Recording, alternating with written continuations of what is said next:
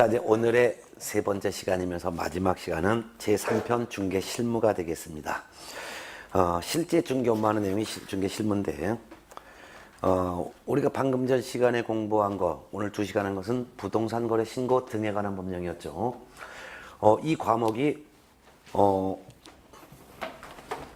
공인중개사 법령 및 중개 실무라는 과목이라고 했었어요. 근데 공인중개사 법령은 그 외에 추가로 부동산 거래 신고 등에 관한 법령이 포함되어 있어요. 그게 법령이 두 가지죠. 이 공인중개사 법령은 모든 사람이 다 적용되는 게 아니라 개공 등에 대해서만 적용되는 거예요. 중개업에 종사하는 사람만 적용되는 거예요. 근데 부동산 거래 신고 등에 관한 법령은 개공도 적용되고 일반인들도 다 적용되는 거예요. 적용되는 거죠. 네. 특히 부동산 거래 신고, 요거는 부동산 등, 즉 토지, 건물, 부동산을 취득할 수 있는 입주권, 분양권에 대해서는 모든 사람이 다 적용되는 거예요. 모든 사람.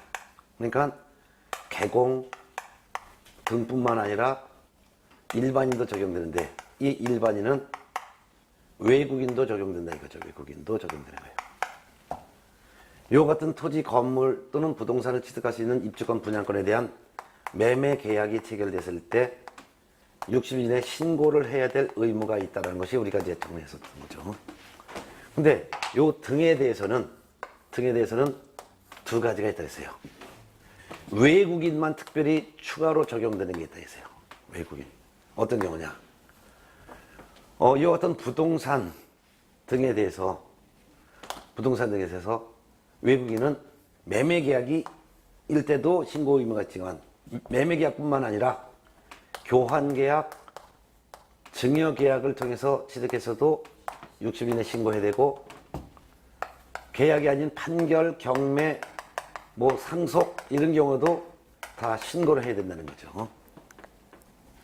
우리나라 사람들은 요런 토지, 건물에 대해서 우리나라 사람은, 한국 사람은 매매 계약만 신고 의무가 있고 교환 계약, 증여 계약, 상속, 판결, 경매 이런 경우 신고 의무가 없다라는 게 장점이죠.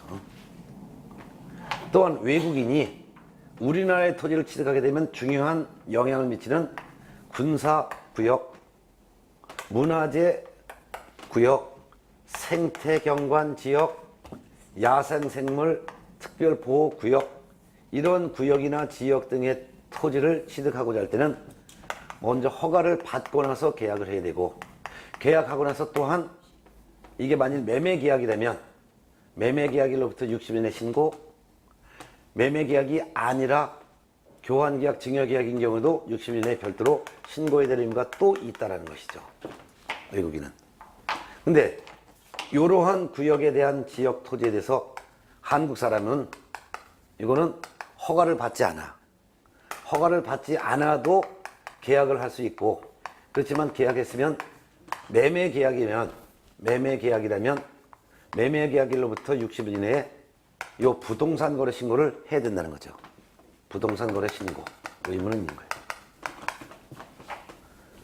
그렇지만 외국인은 이러한 구역의 토지를 취득할 때 먼저 시군구청장의 허가를 받고 계약을 하고, 계약하고 나서 또한 별도로 부동산 거래 신고까지 있다는 거죠. 그런 차이죠. 그런데 구역 중에서도 토지 거래 허가 구역의 토지는 이거는 외국인뿐만 아니라 한국 사람, 모든 사람이 다 적용되는 거예요. 모든 사람이니까 한국 사람, 외국인 다 계약하기 전에 허가를부터 먼저 받고 계약을 하고, 계약하고 나서 또한 부동산 거래 신고를 해야 될 의무가 다 있는 반면 토지거래 허가구역 토지는, 그렇지만 토지거래 허가구역 토지가 아닌 구역 토지는 외국인만 허가받고 계약, 그 다음에 신고, 우리나라 사람은 그냥 계약하고 신고만 하면 되는 이런 차이점을 정확하게 숙지하셔야 합니다. 이 공인중개사 법령에서 약 최소 30문제 이상이 나와요. 여기서 최소한도 4문제 이상이 출제돼요. 근데 지금 시간에 공부할 이제 중개실무가 3편입니다. 제1편은 공인중개사법령, 제2편은 부동산 거래 신고 등에 관한 법령, 3편이 바로 중개실무가 되는데 여기서 한 6문제 정도 가까이 출제가 될 수도 있어요.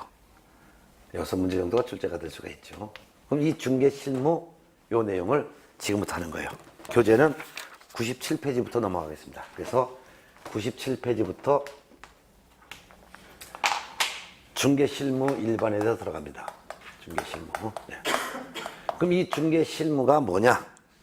중개실무라는 것은 실제 중개 업무하는 내용이에요. 실제 중개 업무하는 내용이라서는 개공이 매도인으로부터 매도 중개 의뢰를 받아요. 이때 개공이 갑이라면 매도인이 개공에게 이 부동산 팔고 싶다. 팔리도록 흥정 좀 해줘. 라는 요청에 대해서 개공이 오케이. 내가 당신 부동산 매매하도록 흥정 붙여줄게 하면 매도인과 개공 사이에는 중개 계약이 체결되는 거예요. 개공이 중개를 해주겠다는 약속. B라는 매수인이 개공 갑에게 와서 내가 부동산을 하나 구입하고 싶으니 내가 부동산을 매수할 수 있도록 흥정 좀 해줘. 라는 요청에 대해서 개공갑이 알았어. 당신이 부동산 매수할 수 있도록 살 수 있도록 중개해 줄게 하면 매수인과 개공 사이에도 중개 계약이 체결되는 거죠. 물론 매도인과 개공 사이에 체결된 이 중개 계약은 매도 중개 계약이 되는 거예요. 부동산이 팔리도록 중개를 해주겠다는 계약이 체결된 것이고, 매수인과 개공 갑 사이에 체결된 이 중개 계약은 매수인 B가 부동산을 매수할 수 있도록 중개를 해주겠다는 계약이 체결된 것이므로 이를 매수 중개 계약을 하는 거예요. 그럼 중개를 의뢰받은 개공이 이 매도인과 매수인이 매매 계약을 체결할 수 있도록 중개를 해준단 말이에요. 중개를 했더니 매매 계약이 이루어졌어요. 매매 계약이 이루어졌다는 것은 개공의 중개가 완성된 거죠. 흥정이 끝난 거예요. 그러면 중개를 의뢰받은 개공이 중개를 의뢰받아서 중개를 하여 중개를 완성시켜 줄 때까지 이 개공이 하는 이 모든 일을 우리는 중개 실무라고 한단 말이에요. 중개 의뢰받아서 중개하고 계약 체결시켜 줄 때까지 개공이 하는 모든 일을 이런 중개 실무라고 한다 이거예요. 그럼 이 중개 실무가 이렇게 의뢰받아서 중개 완성시켜 줄 때까지 하는 일이 중개 실무인데, 그러면 의뢰를 받은 개공이 중개를 하려면 일단 개공은 이 매도인의 물건을 조사하고 확인해야 돼. 남의 물건이니까 개공은 잘 몰라. 소유자가 맞는지 면적이 어떤지 이걸 조사 확인하여 매수인에게 설명하는 거예요. 그리고 설명을 했더니 매수인이 좋다 계약한다면 두 사람 사이에 계약을 해줘요. 이런 것들이 바로 중개실무인데, 그러면 이 중개실무가 이루어지려면은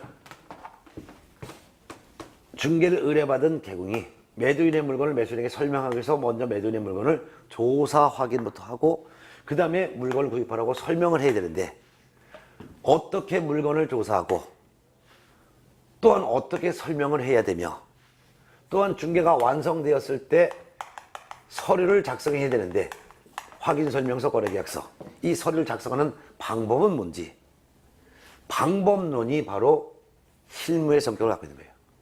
그러면 제일 먼저 의뢰인의 이 물건이 바로 중개대상물인데 이 물건을 조사하고 확인을 한다. 조사 확인한 다음에 이 물건을 매수인에게 설명을 한다. 중개가 완성됐을 때 확인설명서 거래계약서를 작성한다. 이런 과정이 되는데, 물건을 조사 확인하는 방법, 설명하는 방법, 서류를 작성하는 방법이 무엇일까요? 이게 바로 실무의 성격을 갖는 거예요. 그럼 제일 먼저 매도인의 물건을 조사 확인해야 되는데, 그게 바로 제1절 중개대상물 조사 확인 총론이 되겠습니다. 그러면 제일 먼저 중개대상물, 만일 이 매물이 주택이라면 주택, 만일 상가면은 상가, 토지면은 농지인지 임야인지 이런 물건에 대해서 이게 이 물건을 어떻게 조사하고 확인하는지, 조사 확인에 대한 전체적인 내용을 압축시켜 놓은 것을 총론이라고 한다 이거예요. 물건을 조사 확인할 때 어떻게 조사하느냐? 조사 확인하는 방법이죠. 조사 확인하는 방법은 어떻게 하느냐? 먼저 1번이 나와 있어요. 1. 중개 의뢰인을 통한 조사 확인. 2. 공부를 통한 조사 확인. 한 장 넘어가면 3. 현장 답사를 통한 조사 확인. 그래서 물건을 조사 확인하는 방법은 제일 먼저는 의뢰인을 통해서 조사하게 되는 거예요. 의뢰인을 통해서 조사한다. 의뢰인은 매도인이면 이 매도인을 통해서 조사한다 이거예요. 어떻게 조사하냐? 매도인이 개공에게 와서 이 부동산 팔아주는 중개해 주세요. 알았어요 했을 때 개공은 매도인에게 물어보는 거지. 이 부동산 소유자 누구 겁니까? 했더니 예, 이 부동산 제 겁니다. 이렇게 대답을 하겠죠. 그럼 아, 이 물건은 소유자가 A 거로구나. 또는 등기가 제 이름으로 돼 있지 않고 뭐 남편 명의로 돼 있는데 하면 아, 의뢰인은 부인이지만 등기는 지금 현재 남편 명의로 돼 있구나. 이런 걸 조사하겠지. 그러면 개공은 또 의뢰인에게 이 부동산에 지금 현재 세입자가 살고 있습니까? 그렇지 않고 사모님이 살고 있습니까? 했더니 아, 저는 여기 살지 않고요.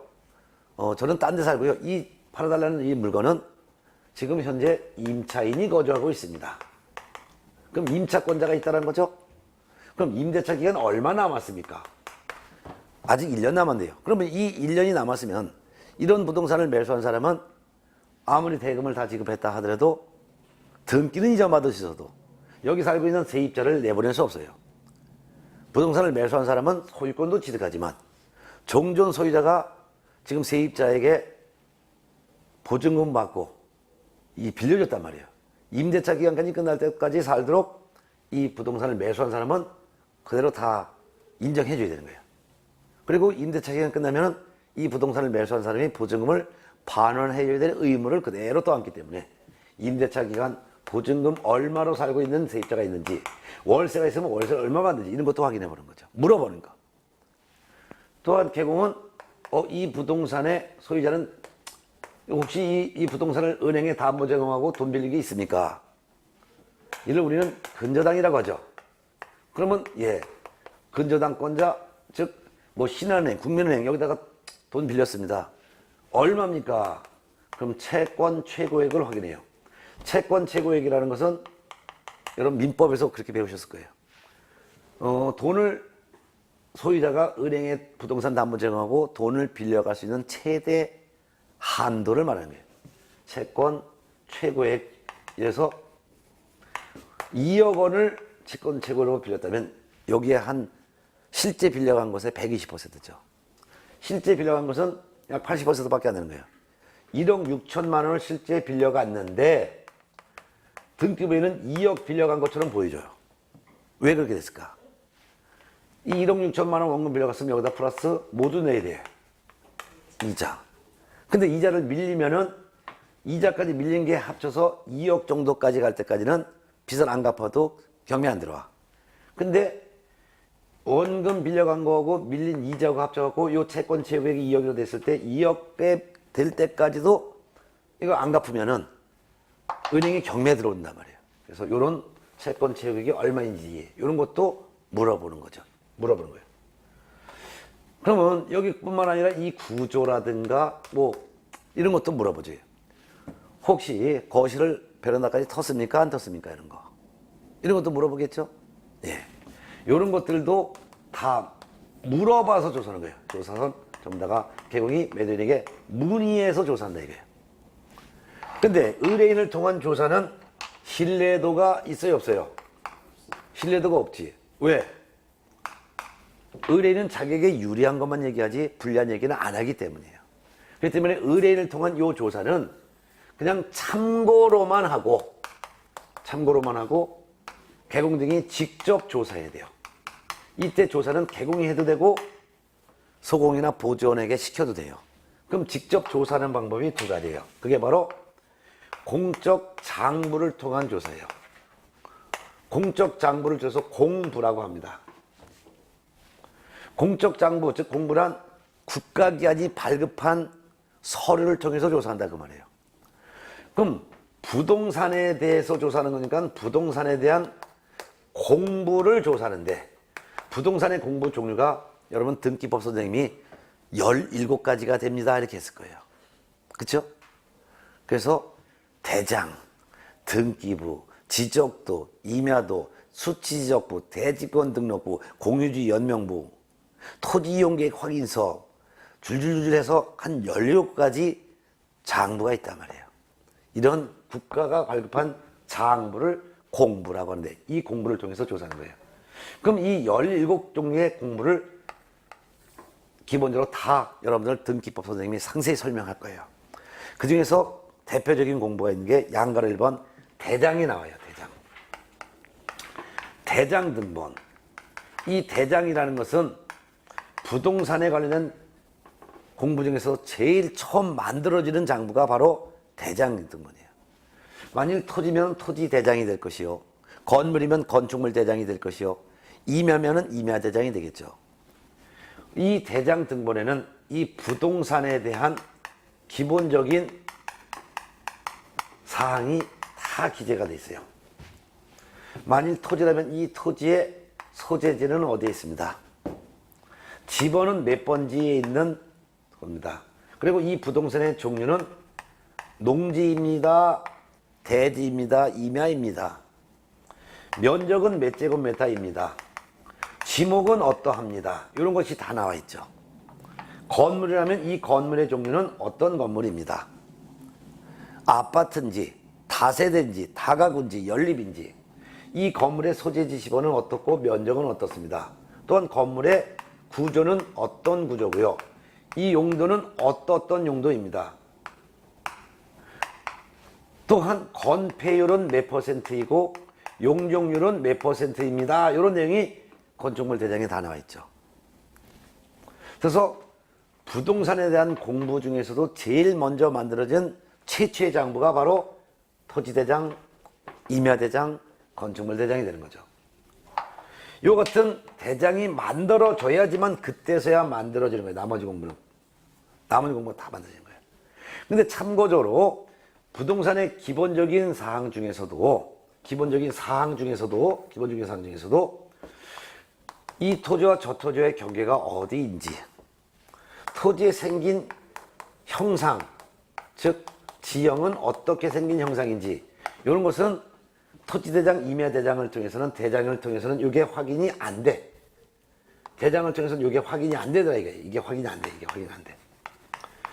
그렇기 때문에 부동산 자체에 관련된 사항 중에서도, 기본 사항 중에서도 경계와 지형을 확인할 수 있는 공부가 따로 만들어졌어요.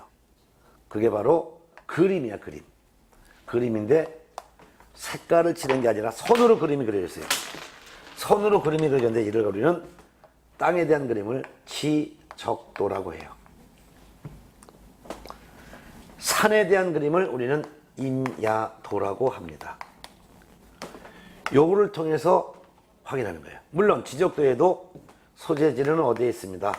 지번은 몇 번지고요. 지목은 뭡니다. 이런 건 나와. 그렇지만 지적도 임야대장에는 소재지, 지번, 지목은 토지 대장, 임야대장에 나와 있는 소재지, 지번, 지목, 요걸 그대로 뺏긴 거예요. 따라서 요에 대한 내용이 대장에 기록된 내용과 지적도 내용이 서로 다르다면 대장이 기준이지 요거는 인정하지 않아. 근데 경계와 지형이 토지대장, 임야대장에는 안 나온다 그랬죠. 그래서 경계와 지형을 확인하기 위해서는 지적도, 임야도를 통해서 확인한다 이그 말이에요. 자, 그래서 이게 두 번째 나오는 거예요. 그래서 그게 바로 이제 나와 있는 게 바로 지적도, 임야도예요. 그 다음에 세 번째는 어떤 공부가 나오냐? 등기부예요. 근데 등기부를 등기사항 증명서라고 표현하죠? 저는 편의상 등기부라고 표현하겠습니다. 토지면 토지 등기부, 건물이면 건물 등기부가 되겠죠. 등기부는 구성이 표제부가 있고 갑구가 있고 을구가 있다라고 했었죠. 표제부는 부동산 표시예요. 부동산 표시니까 토지대장, 건축물 대장에 나와 있는 요 같은 내용이 그대로 나오는 거예요. 이게. 즉, 이 부동산의 종류가 뭐고 소재지, 지번, 면적은 어떤지, 이게 바로 토지등기부 표제부에 기록돼요. 토지등기부 표제부에 기록된 이 부동산 표시는 대장에 있는 걸 그대로 뺏겼기 때문에 대장에 나와 있는 부동산 표시와 등기부 표제에 나와 있는 표제부가 나와 있는 표시가 다를 때는 대장이 기준이 되는 거예요. 근데 권리를 표시한 내용이 바로 갑구와 을구예요. 갑구와 을구는 권리를 표시한 거예요. 표제부는 부동산 자체를 표시한 거고, 갑구는 소유권을 제한하는 권리. 소유자가 A다 이렇게 되는 거예요. 을구는 소유권을 제외한 나머지 권리. 소유권 뺀 나머니까 저당권자가 누구다, 근저당권자가 누구다, 전세권 등기되어 있는데 전세권자가 누구다, 임차권 등기가 되어 있으면 임차권자가 누구다, 이런 내용이 등기되는 거죠. 근데 소유자가 A에게서 만일 B로 넘어갔다고 생각해봐요. 그럼 이전 등기가 되는 거예요. 갑구에. 근데 이전 등기에 된 사실을 등기소에서 대장소관청한테 알려줘요. 대장소관청은 이 대장을 만드는 관청이죠. 대장과 이 지적도의원들은 누가 만들면 대장소관청이 바로 시군구청장이에요. 그래서 등기소장이 대장소관청인 시군구청장한테 알려주면 대장 등본에 소유자가 A에게서 B로 바뀌었습니다라고 대장도 소유자의 변동사항이 기록돼. 만일 소유자가 B에서 이번엔 C로 바뀌었다 하면은 이전 등기가 되겠죠. 등기부 갑구에. 그리고서 등기소장은 대장소관청인 시군구청장한테 소유자가 바뀌었다고 통지해. 그럼 그때서야 시군구청장은 토지대장, 건축물대장에 있는 소유자가 B에서 C로 바뀌었다라고 이렇게 표시하는 거죠. 자, 그 외에도 토지이용계획 확인서라는 공부가 있어요. 토지이용계획 확인서는 이 토지가 어떤 목적으로 이용하는 건지 토지이용계획 확인서가 있어요. 토지이용계획 확인서라는 공부. 여러분 나중에 부동산 중개를 할 때 이 토지이용계획 확인서 이런 것들은 매일 보는 거예요. 토지이용계획 확인서는 이 토지가 어떤 구역으로 지정이 되어 있습니다. 어떤 지역으로 지정됐습니다. 그리고 이러한 지역이나 이러한 구역에서는 어떤 행위는 할 수 있어도 어떤 행위는 할 수가 없습니다. 행위 제한 내용이 기재가 되어 있는 장부가 바로 토지이용계획 확인서죠. 그래서 내 건데도 불구하고 토지거래 허가구역으로 지정됐다면 내 마음대로 팔지 못하고 계약하기 전에 시군구청장한테 허가부터 받아야 된다는 거죠. 개발 제한 구역으로 지정됐다면은 내 땅인데도 불구하고 내가 건물을 못 짓고 뭐 그냥 그대로 토지 그대로 이용만 해야 돼. 개발 제한 구역을 우리는 그린벨트 구역이라고 하잖아요. 이같이 내 건데도 불구하고 내 마음대로 사용하지 못하거나 내 건데도 불구하고 내 마음대로 팔지 못하는 이런 행위 제한 이런 내용을 확인해 주는 공부가 바로 토지이용계획 확인서가 돼요. 이것도 시군구청장이 발급합니다. 그러면 등기부만 등기소에서 발급해주고 나머지 공부는 시군구청장이 발급해주는 걸 알죠. 근데 한 장 넘어가면은 98쪽에 보면은 부동산 종합증명서라는 게 있어요. 아까 부동산에 관련된 공부는 총 몇 가지가 있다 그랬어요? 종류가 17종류의 부동산 관련 공부가 있는데 이 17가지 종류 중에서 대표적인 것이 대장, 지적도, 임야도, 등기부, 그 다음에 토지이용계획 확인서, 이거 4가지 17가지 중에서 대표적인 4가지를 설명드린 것이고 그 외에도 여러 가지 부동산 공부가 있어요. 근데 이 17가지 종류에 해당되는 부동산 관련 공부를 취합시켜 놓은 장부가 있어요. 이게 바로 부동산 종합증명서입니다. 부동산 종합증명서는 이 대장에 있는 내용, 지적도에 있는 내용, 등기부에 있는 내용, 토지이용계획 확인서에 있는 내용 등 다른 장부에 있는 내용이 조금씩 전부 다 포함되어 있어요. 예전에 한 20, 30년 전에 뭐 애들 선물을 할 때 종합 선물 세트라는 게 있었을 거예요. 종합 선물 세트를 딱 뜯어보면 거기에 보면 과자도 조그만 거 하나 있어. 껌도 들어있어. 새콤, 달콤, 왕꿈틀이, 짝꿍, 뭐 별의별 게 조금씩 다 들어있단 말이에요. 소세지 같은 것도 들어있고 막 그래.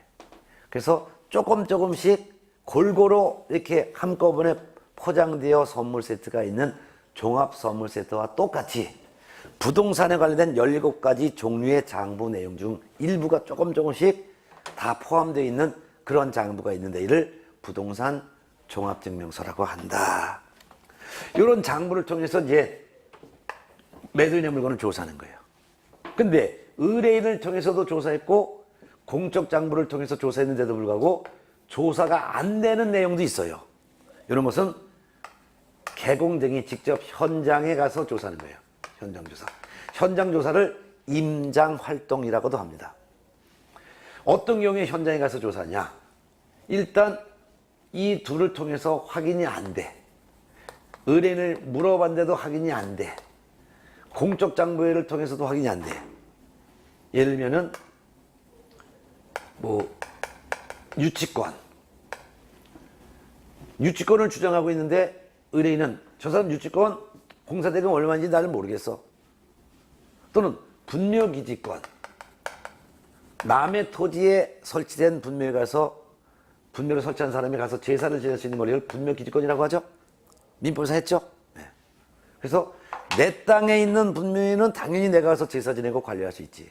근데 타인의 토지에 설치를 분묘를 했어도 타인 토지에 설치된 분묘에 가서 이 분묘를 설치한 사람이 가서 제사 지내고 타인 토지를 사용할 수 있는 권리를 분묘기지권이라고 해요.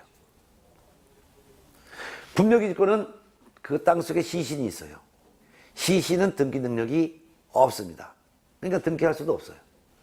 이런 것들한테 이거 잘 모르겠다 이거예요. 진짜 분묘기지권 인정되는 분묘인지 아닌지, 유치권자의 공사대금이 얼마인지 잘 모른다 이거예요. 공적 장부를 통해서도 확인이 안 돼. 이런 건 직접 현장에 가서 조사한다 이거죠. 또는 의뢰인을 통해서 조사도 됐고 공적인 장부를 통해서도 조사 확인이 됐어요. 확인이 됐지만 실제 이용 상황과 일치하는지 이거를 확인할 목적이 있단 말이에요. 실제 이용 상태와 일치하는지.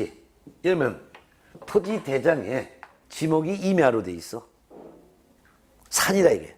근데 실제 가봤더니 온실, 비닐하우스 이게 설치되어 있거나 또는 사과, 포도밭 이렇게 과수원으로 사용하고 있단 말이에요.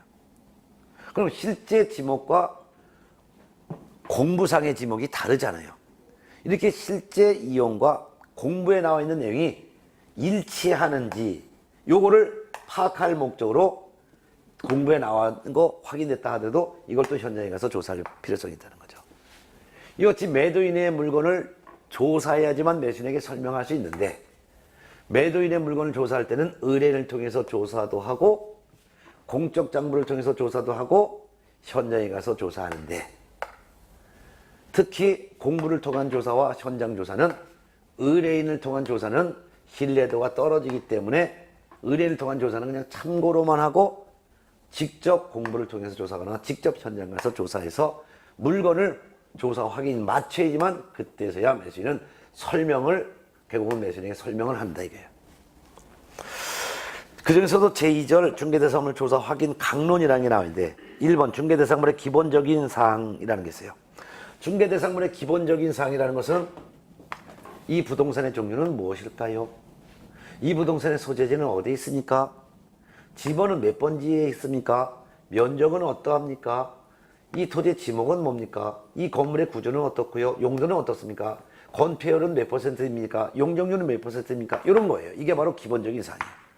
이거 대장을 통해서 조사했죠? 기본적인 사항 중에서도 이 토지와 저 토지의 경계는 어디입니까? 이 토지에 생긴 지역은 뭡니까? 요거는 지적도 임야를 통해서 조사했다 그랬죠? 네. 조사했는데 조사했으면 이걸 설명을 해야 되는 거예요. 설명을 해야 되는 거예요. 설명할 때 이 종류는 뭡니다라는 것을 설명할 때는 대장을 보여주면 설명. 특히 면적 같은 경우가 있어요. 면적을 설명할 때는 이 면적은 면적의 단위가 미터법을 쓰고 있어요. 미터법을 쓰고 있어요.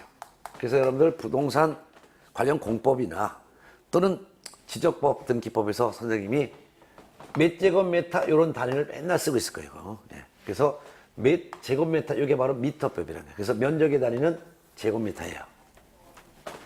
그럼 1제곱미터라는 것은 어느 정도 면적이 되느냐? 1제곱미터는 만약에 정사각형의 토지라고 한다면 한 변의 길이가 1m에 1m, 가로도 1m, 세로도 1m, 이렇게 한 변의 길이가 1m 정도 되는 요 정도 면적을 1제곱미터라고 한다 이거예요. 그런데 우리나라에서는 아직도 평이라는 단어를 쓰고 있어요. 몇 평짜리 아파트 삽니다. 그럼 이 한 평은 어느 정도가 또 한 평이냐? 한 평은 정사각형으로 친다면 한 변의 길이가 1.8m 정도가 되는 거예요. 그래서 가로도 1.8m, 세로도 약 1.8m 정도, 요런 거. 요게 바로 한 평 정도야. 그럼 1제곱미터보다는 한 평이 훨씬 더 크다는 것을 알 수 있죠. 그러면 1제곱미터를 평으로 환산하려면 어떻게 되냐면 1제곱미터는 평으로 하면 약 0.3평이에요.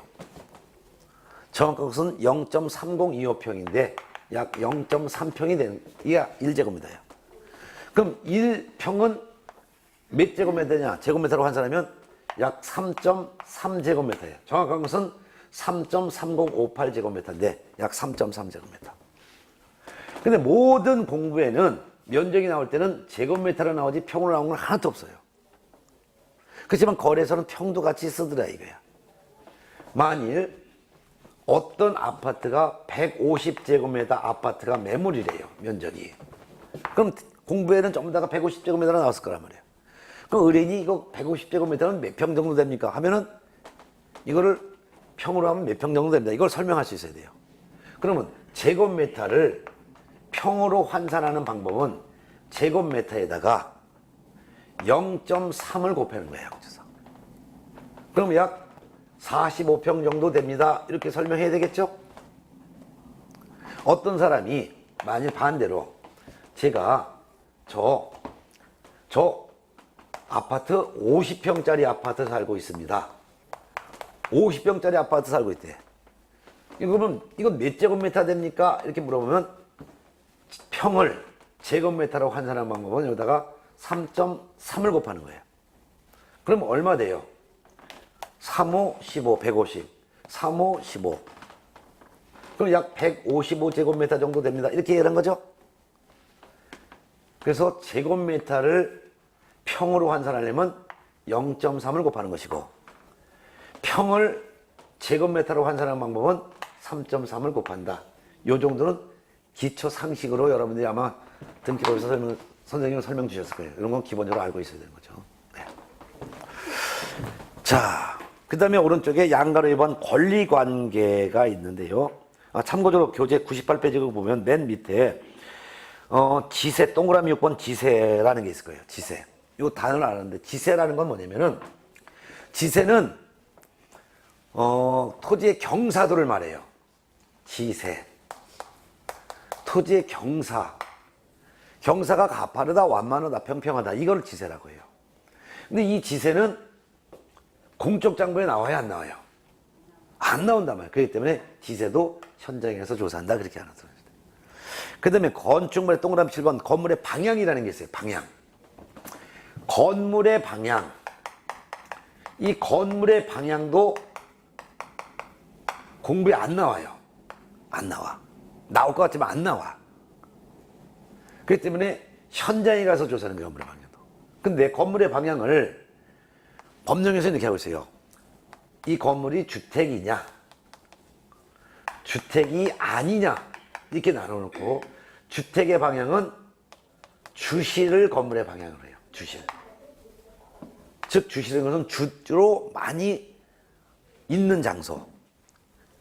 여러분 집에 가면 아파트라면 가장 주로 어디에 많이 있어요? 들어가죠. 그렇지. 거실. 근데 간혹 가다 보면 거실이 없는 주택도 있어요. 조그만 평수. 그러면 주로 어디가 있어요? 안방. 그래서 안방. 이게 바로 주실이라고 하는 거예요. 근데 주택이 아닌 일반 건축물, 상가, 공장, 이런 업무용 부동산은 이건 주된 출입구. 여기가 건물의 방향으로 삼는 거예요. 만일 이 건물의 출입구가 두 개인데 한쪽은 큰 길가, 한쪽은 후면. 그러면 큰 길가 쪽에 있는 쪽이 주된 출입구가 되겠죠? 그게 바로 주택이 아닌 일반 건축물의 출입구가 바로 건물의 방향이 된다. 이 방향은 공적 장부에 안 나오기 때문에 현장 조사해야 된다. 이런 걸 말씀드린 거예요. 그 다음에 오른쪽에 양가로 2번 권리관계에 관한 사항 설명할 때 등기부를 통해서 권리관계를 확인했어요. 등기된 권리는 등기부를 보여주면서 매수인에게 설명하는 것이에요. 근데 미등기된 권리, 이 부동산은 분묘기지권이 인정되기 때문에 이거 다른 사람이 이 토지에 있는 분묘에서 제사 지내고 관리하고 있습니다. 이런 거 공적 장부에 안 나오잖아. 현장에 가서 확인한 사항, 이거 설명해야 되는 거예요. 또한 유치권자의 공사대금이 얼마인지 이런 거 공부에 안 나오죠. 그럼 물건에 가면 유치권자가 유치권 행사 중 이렇게 주장하고 있죠. 그럼 유치권자에게 물어봐서 확인된 금액을 설명하는 거예요. 그럼 유치권이 설정되어 있는 부동산을 매수한 사람은 유치권자를 내보내려면 어떻게 돼요? 유치권자의 공사대금을 별도로 줘야지만 내보낼 수 있는 거예요. 또는 어떤 분묘기지권이 인정되고 있는 임야가 매물이 나왔어요. 그럼 분묘기지권이 인정된 그 부분을 이 임야를 매수한 사람이 사용을 못해. 그 분묘를 철거도 못하는 거예요. 지료도 못 받아. 그런 경우에는 현장에 가가지고 이 분묘가 있구나. 그럼 동네 사람한테 또 물어보는 거지. 저 이 산에 있는 이 분묘는 누구 분묘입니까? 했더니 저 집에서 분묘를 이 사람 땅에 분묘를 설치한 거래요. 그러면 분묘기지권이 인정됐으면 이 분묘기지권이 인정되는 이 일대의 임야를 매수한 사람에게 당신이 임야를 매수하여 소유권을 취득했다 하더라도 분묘기지권이 인정되고 있는 그 분묘 요 부분만큼은 토지를 매수하더라도 사용 못하고 철거도 주장하지 못합니다. 라는 것을 매수인에게 설명을 해야 된다 이거예요. 그 다음에 양가로 3번 공법상 이용자 및 거래 규제에 관련된 사항을 조사하는 것은 토지 이용계획 확인서라는 공부를 통해서 확인한 사항을 설명하는데, 만일 동그라미 2번 부동산 거래 신고 등에 관한 법률에 규정된 토지거래 허가구역 내 토지를 취득하고 있는 사람이 우린 사람이건 외국인이건 이거 토지거래 허가구역 내 토지를 취득하려면 계약해야 되는데, 계약하려면 먼저 시군구청장의 허가를부터 받아야 합니다. 허가 받지 않으면 그 계약 효력 발생하지 않으니 계약하기 전에 먼저 허가부터 받고 오세요 라고 설명해야 되는 거예요.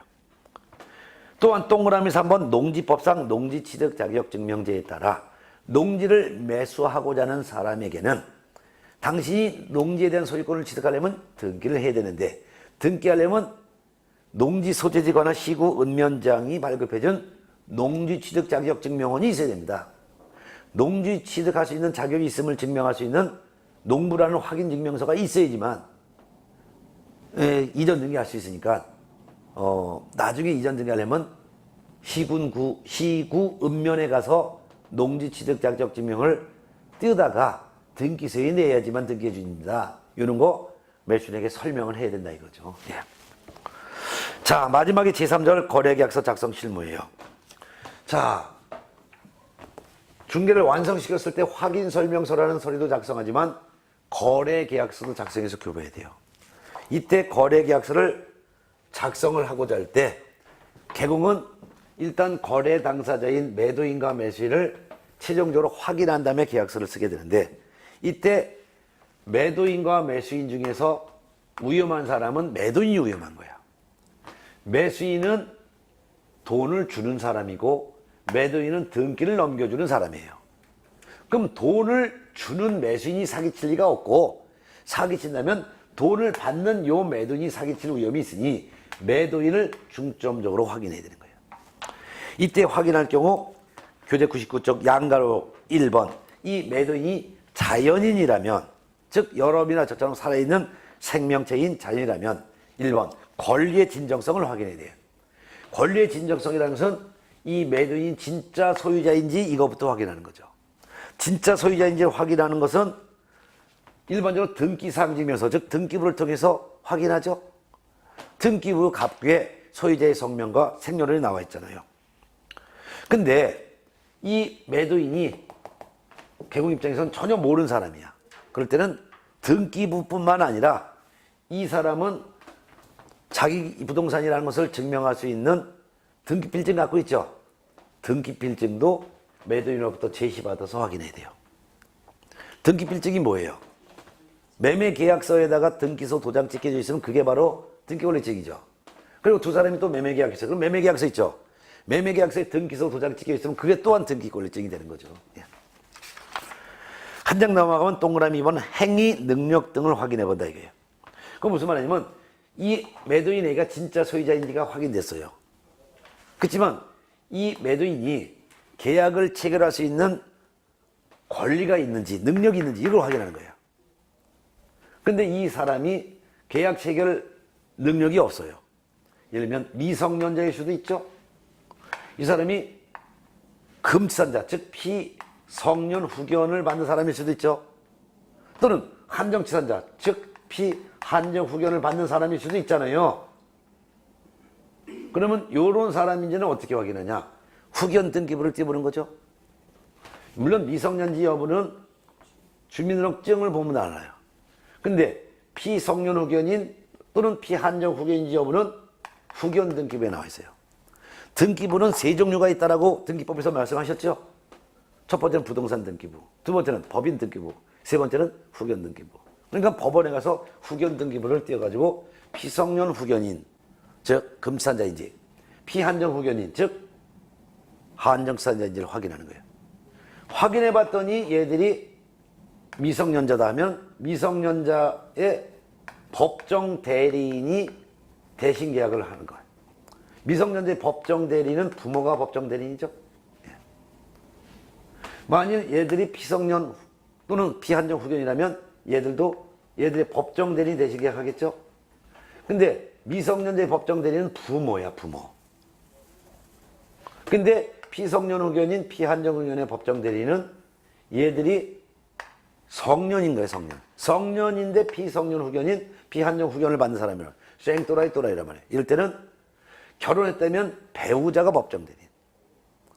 결혼을 안 했다면은 친족 중에서 가장 촌수가 빠른 사람 중에서 연장자. 부모가 있으면 부모 중에서도 연세가 많은 신분이 법정 대리인. 이분들이 대신 계약을 하게 하는 거죠. 근데 동그라미에서 한번 임의 대리권의 조사 확인하는 게 있어요. 그건 무슨 말이냐면 이 사람이 부동산 소유자 맞아. 매도인이. 근데 이 사람이 시간이 없다고 만일 C라고 하는 임의 대리인을 보냈어요. 본래 대리는 민법에서 임의 대리를 원칙으로 하죠. 법정 대리는 법률의 규정에서 당연히 대리권이 주어지는 사람은 법정 대리인데, 그래서 민법 규정된 대리는 임의 대리를 말하는 거예요. 그래서 본인을 대신해서 C라고 하는 뭐 친구나 또는 친척, 그리고 우리나라 부부는 지금 별산이에요. 남편 명의의 부동산인데 C가 아내라고 한다면 남편과 아내는 남이야. 그러니까 남편 명의의 부동산을 아내가 마음대로 못 팔아. 그렇기 때문에 아내는 본인은 남편, 그리고 부인이 즉 배우자. 근데 부인이 남편 명의 부동산을 계약해러 왔대. 그럴 때는 이 사람이 본인으로부터 대리권을 수여받았는지 확인해야 돼. 대리권을 수여받았는지 확인하는 방법은 무임장이 있죠. 가족관계증명서 필요 없는 거예요. 아니, 부부는 남이라니까. 부부는 남이니까 가족관계증명서 왜 필요해? 필요 없어요. 무임장에 본인의 인감도장이 찍혀져 있어야 돼요. 그래서 A는 C라는 사람한테 부동산 계약체에 대한 대리권을 위임합니다라는 위임장에 본인의 이름과 인감 도장이 찍혀져 있는 우임장 뿐만 아니라 본인 A의 인감증명서, 본인이 이 우임장이 찍혀진 이 도장이 인감도장인 것을 증명할 수 있기 위해서 본인의 인감증명서, 이것이 본인의 인감도장이 찍힌 우임장과 본인의 인감증명서, 요거 두 가지를 통해서 대리권이 있구나라는 것을 확인하는 거예요. 그럼 대리권이 있다면 이 대리인과 계약 체결을 시켜도 되는 거죠. 따라서 세 가지를 매도인을 조사하는데 진짜 소유자인지를 확인한다. 이거는 등기부를 통해서 조사한다. 근데 진짜 소유자가 미성년자이거나 피성년 또는 피한정 후견이라면 얘들의 법정 대리인이 대신 계약을 하는 것이다. 법정 대리인 여부는 미성년자인지는 주민등록증을 통해서 조사하고 이거는 후견 등기부를 통해서 조사하는 것이다. 네. 본인을 대신해서 이미 대리인이 와서 계약을 한다면 대리권이 있는지 확인하기 위해서 본인의 인감 도장이 찍혀져 있는 우임장과 본인의 인감증명서를 통해서 대리권을 확인해서 대리권이 있는 이미 대리인과 계약을 체결하는 것이다 이거예요. 근데 양가를 번 법인인 경우란 말이 있어요. 그건 뭐냐면 매도인이 자연인이 아니라 법인일 수도 있어요. 회사. 이럴 때는 법인이 직접 계약할 수는 없단 말이에요. 비성명체니까. 그러니까 법인의 대표자가 와서 대신 계약하는 거예요. 그러면 법인 등기 사항 증명서에 법인의 대표자인지 확인할 수 있게 해서 법인의 등기 사항 증명서를 통해서 대표자와 계약 체결을 하는 거죠. 아까 등기는 세 종류의 등기가 있다 그랬잖아요. 그래서 부동산 등기는 부동산 등기부, 법인 등기는 법인 등기부, 후견 등기는 후견 등기부, 이런 등기부죠. 예. 자, 이런 걸 다 확인했으면 계약서를 쓰는 거예요. 계약서를 쓰는데 이 계약서는 법에 규정된 서식이 없기 때문에 아무 종이에다가 계약서를 써도 상관없어요. 그렇지만 반드시 필수적으로 기재할 사항 9가지가 있어요. 이건 무조건 기록해야 되는데 그게 바로 양가를 1번 거래 당사자 인적 사항인, 즉 매도인과 매수인의 성명과 주민등록번호를 주민등록증을 통해서 반드시 매도인과 매수인의 인적 사항을 기록해야 돼요. 두 번째, 물건의 표시, 즉 소재지, 지번, 지목 묘정을 반드시 계약서에 기록해야 돼. 이거는 토지대장, 건축물대장을 통해서 기록하는 거죠. 세 번째, 물건의 인도일시, 즉 매도인의 이삿짐이 빠지고 매수인이 이삿짐이 들어가도 좋은 날짜와 시간을 합의한 대로 기록하는 거예요. 네 번째, 권리 이전의 내용, 즉 매도 목적물에 근저당이 잡혔다든가 가압류가 설정되다든가 하면은 그건 가압류, 근저당 채무를 매수인이 인수하느냐 인수하지 않느냐 이런 걸 정확하게 기재해야지. 5번 거래 대금, 계약금의 지급 방법도 기록해야 돼요. 총 거래 금액은 얼마인데 계약금, 중도금, 잔금을 언제 어떻게 나눠 지급하는지 상세하게 기록해야 돼요. 특히 계약금만 지급했으면 계약금은 해약금으로 추정해요. 해약금으로 추정한다기 때문에 계약금만 준 상태에서는 매도인과 매수인은 자유롭게 계약을 해약할 수 있어요. 다만 매도인이 계약을 해약할 때는 받은 계약금의 100을 매수인에게 상환해야 돼. 만일 계약금을 1,000만 원 받았다면 1,000만 원의 배인 2,000만 원을 매수인에게 지급해야지만 계약을 해약할 수 있다 이거예요. 그럼 2,000만 원 안에는 매수인이 지급한 1,000만 원이 포함되어 있겠지. 근데 매수인이 계약을 해약하려면은 자기가 지급한 계약금을 포기해야지만 계약을 해약할 수 있어요. 그렇지만 중도금까지 지급했다면은 계약은 확정된 거예요. 그렇기 때문에 중도금까지 지급됐으면 매도인은 자기가 받은 계약금의 100을 상환하더라도 계약을 해약하지 못하고 매수인은 중도금까지 지급했다면 자기가 지급한 계약금을 포기하더라도 계약을 해약할 수 없어요. 특히 간혹가다 모르는 사람들은 계약금만 준 상태에서는 뭐 1시간 내에 또는 하루 내에 뭐 계약 파기하면은 줬던 계약금 돌려받을 수 있다 라는 헛소리를 하는데 그건 헛소리예요. 계약금 주고 사서 단 1초 후에라도 계약을 해약한다면 매수인은 자기가 줬던 계약금 포기해야 되고 매수인은 100을 상환해야 된다는 거죠. 특히 중도금 줬으면 계약하기 못한다는 것을 유념하셔야 돼요. 그 밖에도 6번째 약정사항. 예를 들면은 뭐 하자담보 책임을 매도인이 부담하지 않겠다든가 또는 정원순 정원석을 매도인이 팔지 않고 가져가겠다든가 하는 특약사항이 있으면 특약사항도 기록하죠. 7번째는 계약의 조건 또는 기한이 있다면 조건 기한을 기록하고 8번째는 확인 설명서 교부한 날짜로 거래계약서 기록해야 돼요. 즉 중개가 완성됐을 때 확인 설명서부터 먼저 작성해서 거래 당사자에 교부하죠. 그 다음에 거래계약서 작성하니까 거래계약서에는 확인 설명서를 교부한 일자까지도 그 매매계약서 즉 거래계약서 기재하죠. 마지막으로는 계약한 날짜를 기록합니다. 이와 같은 내용을 기록해서 거래계약서 즉 매매계약서 임대차 계약서를 쌍방에게 교부하도록 되어 있는 거죠. 네. 자 이렇게 해서 이제 중개실무 일반에 대해서 여기까지 했어요. 그럼 오늘은 이제 여기까지 하고 다음 시간에는 교재 102페이지 개별법에 따른 중개실무를 할 건데 오늘 마지막 시간 한 거 딱 1분만 정리합니다. 중개실무는 의뢰를 받아서 중개 완성할 때까지 개공이 하는 모든 일을 중개실무라고 하는데 중개실무는 전부 다 방법론이다. 매도인의 물건을 조사 확인하는 방법은 어떠냐? 근데 매수인에게 설명하는 방법은 어떻게 설명해야 되냐? 거래계약서를 작성하는 방법은 뭐냐? 이게 바로 중개실무다. 물건을 조사할 때는 의뢰인을 통해서 조사하지만 신뢰도가 없기 때문에 직접 조사하는데 공모를 통해서 조사하고 현장 가서 조사한다. 부동산에 관한 기본적인 사항은 대장을 통해서 지적 또한 경계와 지형은 지적도 임야도를 통해서 권리관계는 등기부를 통해서 공법상 제한을 받는 내용은 토지용계 관계서를 통해서 모든 공부가 다 취합된 내용은 부동산 종합증명서 그 다음에 현장 가서 조사한다. 특히 중개가 완성됐을 때 거래계약서를 작성하게 되는데 거래계약서는 매매계약서, 임대차 계약서를 말한다. 특히 거래계약서 작성하기 전에 먼저 매도인을 철저히 조사하는데 매도인이 자연이면 진짜 소유자인지를 등기부를 통해서 조사하고 진짜 소유자가 맞는데 미성년자이거나 피성년 후견인 또는 피한정 후견인이란다면 법정 대리인이 대신 계약하게 한다. 진짜 소유자가 맞는데 진짜 소유자가 대리인을 별도로 보냈다면 대리권이 있는지 본인의 인감 도장이 찍혀져 있는 우임장과 본인의 인감증명서를 통해서 대리권을 확인해서 대리권자와 계약을 한다. 만일 매도인이 법인이라면 법인 등기부를 통해서 법인의 대표자와 계약한다. 확인했으면 매매계약서라는 거래계약서를 작성하는데 특히 거래금액, 계약금, 중도금 지급, 잔금 지급일을 기록할 때는 총 거래금액과 각각의 금액의 지급 일시 방법을 기록하는데 계약금은 거래금액의 몇 %를 줘야 된다는 제한은 없기 때문에 5억 원의 매매계약에서도 계약금 1,000만 원 주고 계약할 수도 있고 100만 원 주고 계약할 수도 있다.